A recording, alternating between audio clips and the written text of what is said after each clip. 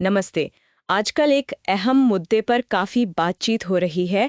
भारतीय संविधान की प्रस्तावना से समाजवाद और धर्मनिरपेक्षता शब्दों को हटाने की मांग। हाँ, ये चर्चा दोबारा तब गरमाई जब राष्ट्रीय स्वयंसेवक संघ मतलब आरएसएस से जुड़े कुछ लोगों ने ये सुझाव सामने रखा। और उनका तर्क क्या है इसके पीछे? उनका कहना है कि ये शब्द तो जी 1976 में आपातकाल के दौरान 42वें संशोधन से जोड़े गए थे, तो ये संविधान का आप कह सकते हैं मूल हिस्सा नहीं थे। इसी पृष्ठभूमि में आज हम एक लेख के विचारों पर गहराई से बात करेंगे। इसका शीर्षक है संविधान की आत्मा, समाजवाद और धर्मनिरपेक्षता। हाँ, और ये लेख एक मजबूत तर्क पेश करता है। वो कहता है कि ये सिद्धांत सिर्फ प्रस्तावना में लिखे शब्द भर नहीं है, बल्कि ये भारतीय संविधान के आप कह लीजिए उसके डीएनए का हिस्सा है, उसके मूल ताने बाने में बुने हुए हैं। तो चलिए इसी पर जरा और बात करते हैं। लेख कहता है कि हमारा संविधान सिर्फ कोई कानून की किताब नहीं है। बिल्कुल, ये उन आदर्शों का, उन आकांक्षाओं का प्रतीक है जो हमारे उपनिवेशवाद विरोधी संघर्ष से निकले हैं। यानी लेख ये मान रहा है कि समाजवाद और धर्मनिरपेक्षता जैसे मूल्य ये ऊपर से चिपकाए नहीं गए, ये पहले से ही संविधान के अलग अलग हिस्सों में थे, जैसे कि निदेशक सिद्धांत या मौलिक अधिकार। हाँ, बिल्कुल यही। और यहाँ लेख एक बहुत दिलचस्प बात कहता है। वो इस मांग को जो आपातकाल की आलोचना की आड़ में उठाई जा रही है, सिर्फ शब्दों पर हमला नहीं मानता। तो फिर क्या मानता है? लेख के अनुसार ये भारतीय गणराज्य की जो एक मूल दृष्टि है, उस पर सीधा हमला है। अच्छा, और लेख में आरएसएस के आपातकाल वाले तर्क पर भी कुछ कहा गया है? हाँ, उस पर भी टिप्पणी है। लेख कहता है कि आरएसएस का आपातकाल का हवाला देना थोड़ा विरोधाभासी लगता है। किस तरह से? लेख के मुताबिक, और ये लेख का अपना विश्लेषण है, कि उसी आपातकाल के दौर में आरएसएस ने कथित तौर पर अपने संगठन को बचाने के लिए तत्कालीन इंदिरा गांधी सरकार के साथ एक तरह का समझौता किया था।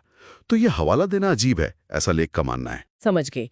तो फिर अगर लेख की माने तो संविधान में समाजवाद का असली मतलब क्या है? क्या ये बस 1976 का एक लेबल है? नहीं, लेख इस बात से सहमत नहीं है। वो प्रस्तावना में जो वादा किया गया है सामाजिक, आर्थिक और राजनीतिक न्याय का और प्रतिष्ठा और अवसर की समानता का, उसकी तरफ इशारा करता है। अच्छा। लेख का तर्क ये है कि 42वें संशोधन से पहले भी संविधान की जो आत्मा थी वो समाजवादी थी, जैसे मौलिक अधिकारों में अनुच्छेद 14, 15, 16 हैं। हाँ, जो बराबरी और भेदभाव ना करने की बात करते हैं। बिल्कुल, ये उसी समाजवादी सोच को दिखाते हैं। और राज्य के नीति निर्देशक सिद्धांतों का भी जिक्र है शायद। हाँ, बिल्कुल। खासतौर पर अनुच्छेद 38 और 39 और आगे 41, 42, 43 में भी इसकी झलक है। लेख इन्हें समाजवादी दृष्टि की सबसे साफ तस्वीर मानता है, एक ऐसा समाज बनाना जहां शोषण न हो। ठीक है, समाजवाद वाली बात तो समझ में आई। अब आते हैं धर्मनिरपेक्षता पर। क्या इस पर भी लेख का यही कहना है कि शब्द भले ही बाद में आया पर भावना पहले से थी? जी हाँ, बिल्कुल यही बात है। लेख के अनुसार धर्मनिरपेक्षता का मतलब सिर्फ ये नहीं कि सरकार धर्म से तटस्थ रहे। तो फिर क्या? इसका मतलब है कि राज्य सभी धर्मों के साथ बराबरी का बर्ताव करे, अल्पसंख्यकों के अधिकारों की हिफाजत करे और किसी भी नागरिक के साथ उसके धर्म के आधार पर कोई भेदभाव ना हो। ये एक सकारात्मक गारंटी है। ये तो काफी महत्वपूर्ण बात है। क्या लेख इसके लिए भी संविधान से कुछ उदाहरण देता है? हाँ, देता है। लेख याद दिलाता है कि धर्मनिरपेक्ष शब्द 1976 में आया, ठीक है, पर जो मूल प्रस्तावना थी उसमें भी विचार, अभिव्यक्ति, विश्वास, धर्म और उपासना की स्वतंत्रता का वादा तो था ही। हाँ, ये तो था। और फिर मौलिक अधिकार हैं अनुच्छेद 25 से 28 जो धर्म की आज़ादी देते हैं, और अनुच्छेद 29 और 30 भी जो अल्पसंख्यकों को सांस्कृतिक और शैक्षिक अधिकार देते हैं। ये सब उसी भावना को दर्शाते हैं। और सुप्रीम कोर्ट का वो मूल ढांचा सिद्धांत, उसका भी जिक्र है? हाँ, बिल्कुल। केशवानंद भारती मामला 1973 का बहुत अहम फैसला था वो। उसने कहा कि संसद संविधान बदल तो सकती है, पर उसकी जो बुनियादी संरचना है, जो मूल ढांचा है, उसे नहीं बदल सकते। तो लेख का तर्क ये है कि समाजवाद और धर्मनिरपेक्षता शब्द 1976 में इसीलिए जोड़े जा सके क्योंकि वो संविधान के मूल ढांचे के खिलाफ नहीं थे, बल्कि वो उसी के अनुरूप थे, उसी भावना को स्पष्ट कर रहे थे। तो लेख इस बात को बिल्कुल नहीं मानता कि ये शब्द सिर्फ 1970 के दशक की देन है? नहीं, बिल्कुल नहीं मानता। और इस बात को पुख्ता करने के लिए वो डॉक्टर B.R. अम्बेडकर का संविधान सभा में दिया गया आखिरी भाषण याद दिलाता है। 25 नवंबर 1949 वाला? हाँ, वही, जिसमें उन्होंने सामाजिक और आर्थिक बराबरी पर बहुत जोर दिया था।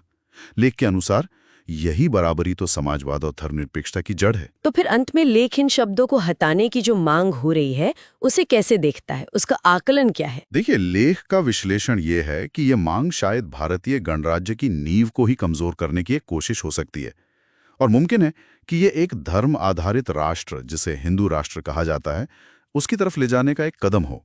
यानी एक बड़ा आरोप है ये। हाँ, लेख का निष्कर्ष यही है कि इन शब्दों को मिटाना सिर्फ प्रस्तावना में बदलाव करना नहीं है, ये इतिहास को फिर से लिखने जैसा है, और जो भारत के स्वतंत्रता संग्राम की विरासत है उसको एक तरह से नकारने की कोशिश है। तो कुल मिलाकर इस लेख का सार ये निकलता है कि समाजवाद और धर्मनिरपेक्षता, चाहे प्रस्तावना में एक्सप्लिसिट रूप से लिखे हों या ना हो, वो संविधान की पूरी बनावट में, उसके अधिकारों और सिद्धांतों में बहुत गहराई तक समाये हुए हैं। बिल्कुल, ये भारत के संस्थापकों की मूल सोच को दिखाते हैं। और अंत में एक विचारणीय प्रश्न भी उठता है, जैसा कि लेख इशारा करता है। हाँ, कि अगर ये सिद्धांत वाकई संविधान में इतने गहरे रचे बसे हैं, तो फिर सिर्फ प्रस्तावना से इन दो शब्दों को हटाने का असल में मतलब व्यवहारिक रूप से देश के कानूनी और सामाजिक ताने बाने पर क्या फर्क पड़ेगा, ये सोचने वाली बात है।